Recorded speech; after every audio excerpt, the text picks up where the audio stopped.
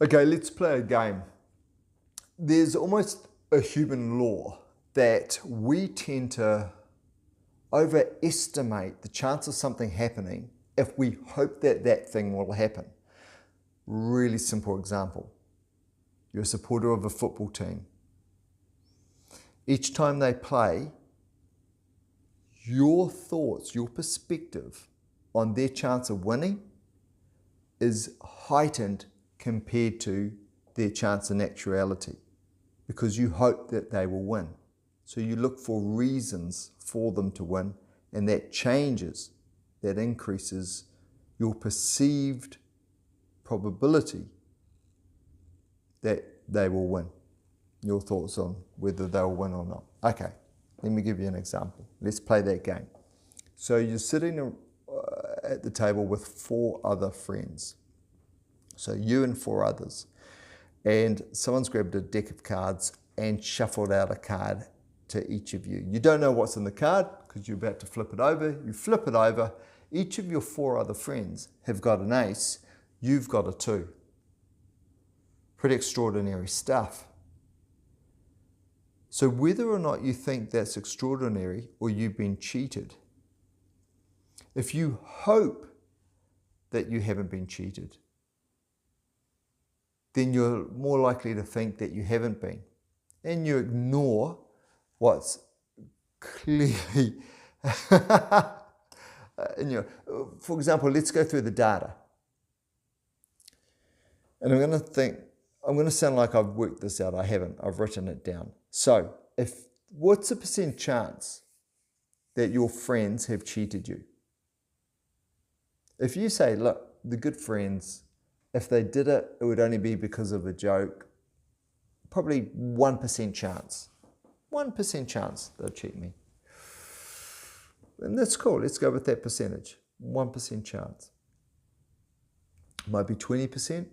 Might be 50% chance. If it's a 50% chance they cheated you, that's way more in your perception than a 1% chance. So what would be that percentage chance? Now, let's look at the percentage chance of 4 aces coming out and a 2. It is 0.000154%. That is close to a 10,000th of a percent. Just over 1.5. So what we're saying is the chances of that happening, 0.000154%. If you thought there was a 1% your friends have cheated you, that 1% chance that your friends have cheated you, that is still at 1%, 6,000, this is where I have to refer to the notes, 6,493 times, 6,493 times more likely than that event eventuating, the 4 aces and the 2. A 1% chance of your friends cheating you is 6,493 times more likely than what just happened. Now, the other thing we could think of is we could disguise that, couldn't we? Imagine if the 4 friends all had an ace, but you got a king. Same result and the same probability of that happening. What if your 4 friends, one had an ace, one had a jack, one had a 7, one had a 6, and then you ended up with a 4? Again, with those combinations, not a huge chance of that happening.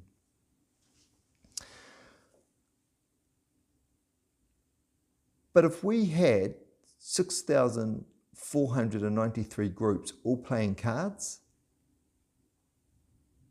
and that event happened 6,493 times, so we went to each of those groups and going, what's the chance that your friends have just cheated you right now?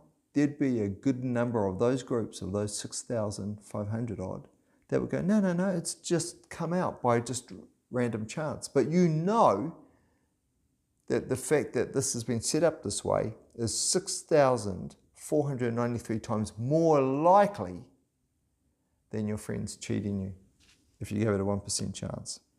And see, this is where hope comes in. Because someone would be blinded by that because of hope. The things we hope our friends would never cheat us. Now, hold on, before this gets super dark, I'm not talking about, you should be second guessing your friends and everything.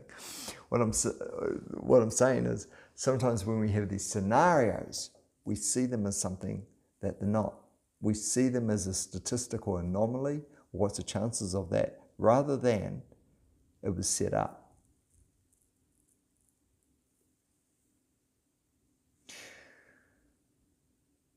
So that's just something to be wary of. When something happens and you think, gosh, what are the chances of that happening? That might be the actual insight to what actually happened as opposed to what you hope had happened.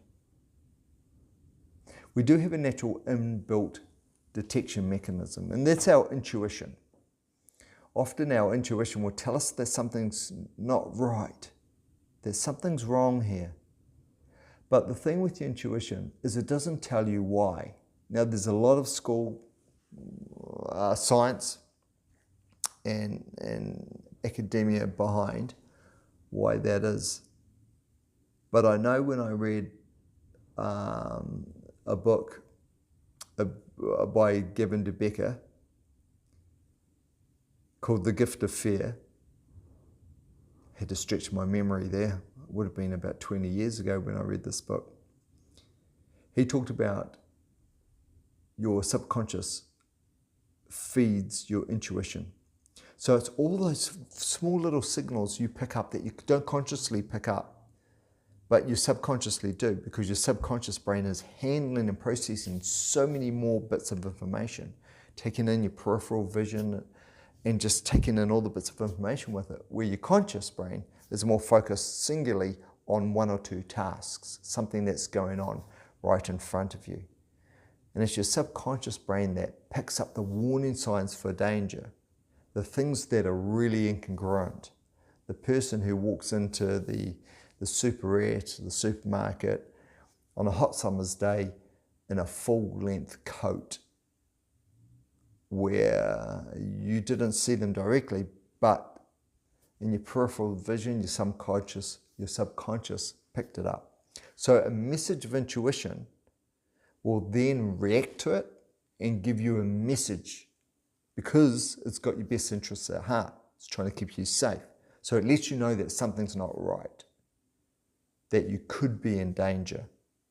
And that's why you react to it. But that's why your messages of intuition tell you something's not right, but doesn't tell you what is not right, because it's sitting in the subconscious of your brain, and because you could be in danger, it just wants to send that signal, not explain to you exactly what it is that you've detected that might be off, but giving you that short, sharp signal that something is not right. Now, that was the explanation, at least as I took it from Gavin de Becker. And I think that's pretty insightful. When I read that, that really resonated with me. So, going back to, well, if you can't do the maths in your head in terms of if someone put 5 cards out in front of you, and of course, we're not talking about gambling here, we're talking about events as they transpire. What is the chance of them happening? And when your intuition tells you that something's not right, when something doesn't feel right, then what we can do, and this isn't a good thing, but what we can do is wish that away or deny away that intuition with messages of hope. So denying it, minimizing it. Again, this came from Gavin de Becker. I think the acronym is MERJR. So MERJR. So minimization, excuse making, refusal that something happened, justification, and rationalization, I think, is the last one. Don't quote me on that. But those are messages of denial. You would almost say the messages of hope is the same sort of thing. Because when you hope something is something that it's not, or that it has a probability of happening, which it doesn't, that's where things get cloudy. So yeah, listen to your intuition, and that'll help you out with that. But yeah, just acknowledge, and this is why people lose so much money in sports gambling, because it's gambling. And whenever you're gambling, really it's closer to chance happening than it is being able to predict an event. Predicting an event is dependent on so many elements of hope that this and this and this and this, these factors or these variables will come into play to give us the result that we are predicting. And you have one of those fall out that affects the result, all of a sudden everything's switched. So of course, with every dollar you take in, if you're paying out 90 cents, 50 cents if this team wins, and 40 cents if that team wins, and I'm completely giving too much of a rudimentary sort of explanation to that. But of course, that's where you make the money, on the raw statistics. But let's come back.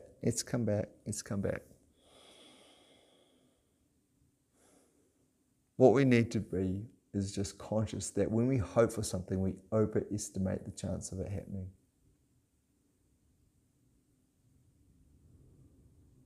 So yeah, just trust your definition. Trust your intuition. All right, that's it. Catch you in the next one. Bye.